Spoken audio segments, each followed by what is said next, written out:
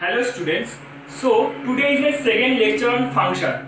In the previous lecture I have discussed about relation and the definition of function. So today I will discuss about types of function. There are mainly four types of function. First two is based on the domain and second two is based on codomain.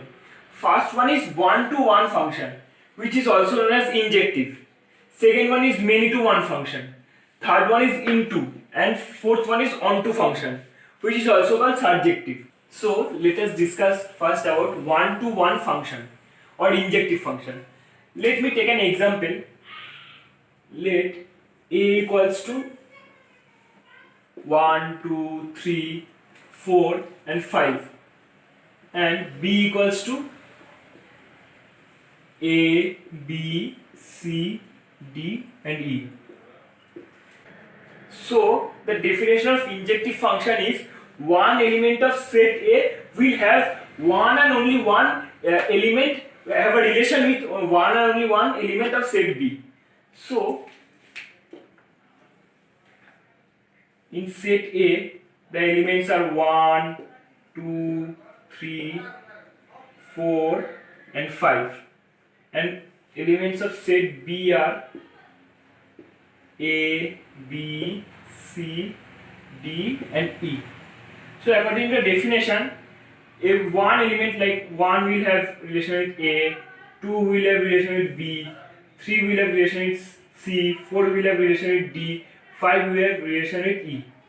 Now here you can see that one or every element of A, 1, 2, 3, 4, 5 have only one relation with the element of B. There is no double relation or something like that, or two elements of set A have a single relation with B. So this is the injective function or one-to-one function. Now I will discuss about many-to-one function. So for many-to-one function, it is a function in which one or more than one element of the domain will have an image in the codomain.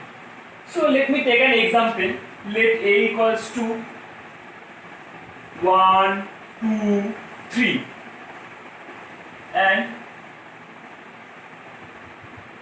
B equals to A, B and C.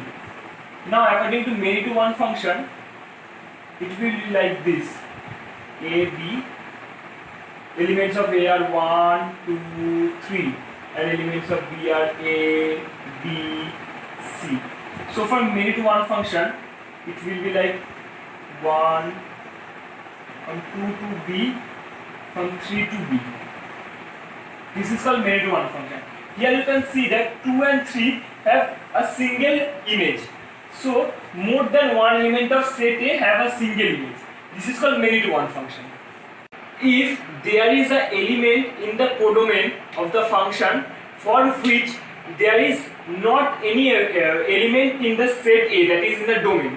So let me take an example and make you understand. Let A equals to, let me take the same example, 1, 2, 3 and B equals to A, B and C. Now A is 1, 2 and 3 and B is A, B and C. Now from 1 we have A, 2 we have B, 3 we have B. Now here you can see that C has no element linked with any element in the set A. So it is an into function because in this its range there is no pre-image in the domain. So it is called into function. Here you can see that this function is also injective because all the elements have a pre-image, all the elements have an image, and while all the image have a pre-image. So this is both injective and surjective. It is both injective and surjective. Now for this kind of function we have given a term, it is called bijective. If a function is both injective and surjective, then this function is called bijective. Okay, last one is onto function or surjective function. Now what is onto function? Onto function is that every element in the codomain will have one or more than one pre-image, that is the element of the domain. So let me explain you. Let A equals to 1, 2, 3 and 4 and B equals to A, B, C and D. Now A, let me draw the set A. A has 1, 2, 3, 4 and B has A, B, C and D. Now from 1 we have A, 2 we have B, 3 we have C, 4 we have D. Here you can see that all the elements of B have a pre-image in the set A. This is called the surjective function. Okay. So now I will discuss few questions on injective, surjective and bijective function. First, the question says that let A equals to R minus 3 and B equals to R minus 1. You will read like this: R minus 3, R minus 1. It means that domain of the function is real number minus 3 and the range of the function is real number minus 1. The function is A to B defined by fx equals to x minus 2 by x minus 3. Now we have to show that the function is bijective. As you all know that for bijective function we have to first show that the function is injective and surjective, then the function is bijective. So let us first show that the function is injective. For injective function, for a function to be injective fx equals to x minus 2 by x minus 3, for a function to be injective we have to show that if f of x1 equals to f of x2, then we have to show that x1 equals to x2. So first let us take that f of x1 equals to f of x2.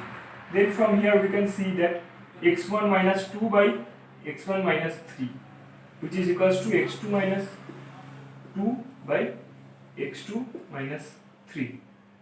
Then by cross multiplying we can see x1 x2 minus 2x2 minus 3x1 plus 6 equals to x1 x2 minus 2x1 minus 3x2 plus 6.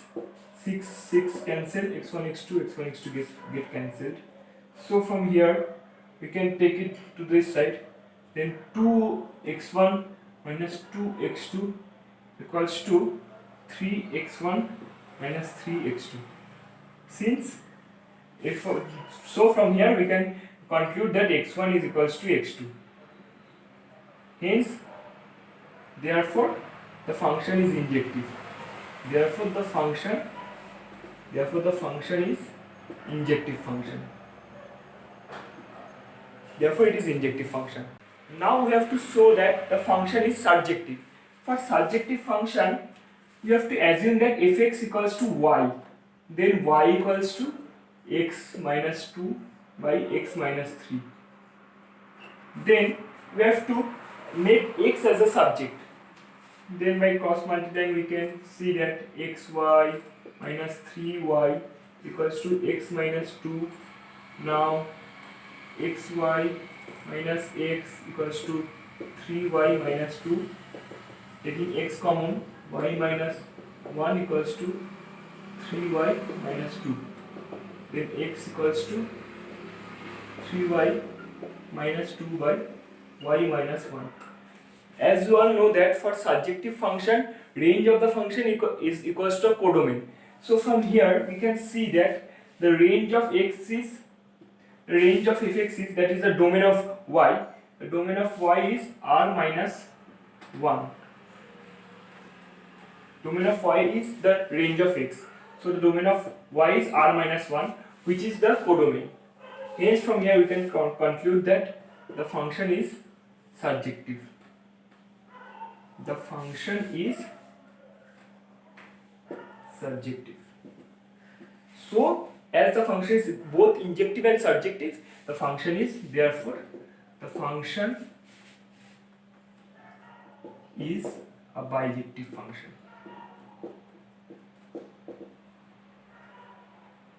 A bijective function, and this is the proof of this question. Now let us go to the next question. Now this is the second question. The second question is we have to show that the function is bijective and it is defined from n to n. That is the domain and range of the function is both natural number. The function is there is two parts. First is if x is odd, then fx is x plus 1, and if x is even, then fx is x minus 1. So we have to first show that the function is injective and surjective like the previous question, but here we have to divide the question into two parts.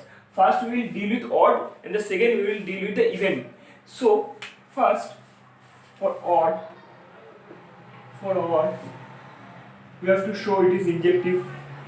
As we all know that for injective we have to show that if fx1 is equals to fx2, then we have to show that x1 equals to x2. Now for odd it is the function is x plus 1, so in place of x we have to put x1. x1 plus 1 is equals to x2 plus 1. 1 get cancelled and x1 equals to x2. So for odd it is injective. Now I have to see that for even whether it is injective or not. For even fx1 equals to fx2, then x1 minus 1 equals to x2 minus 1. 1 get cancelled. This is also injective. Hence the function is injective. Overall the function is injective, as both odd and even both are injective. So we can say that function is injective. Function is injective. Now we have to show that the function is also surjective. Then we will get that the function is bijective. So for surjective, we will have to again do it in two parts. First for odd, we have to take it as y, fx as y equals to x plus 1, then x equals to y minus 1, which is a natural number. Y minus 1 is also always a natural number if x is natural number. So from here we can see that it is surjective for odd. Then for even, we will see for y equals to x minus 1, x equals to y plus 1. This is also a natural number. If x is an even number, then y plus 1 is always a natural number, as its range is a natural number. So from here we can say that the function is surjective. The function is surjective.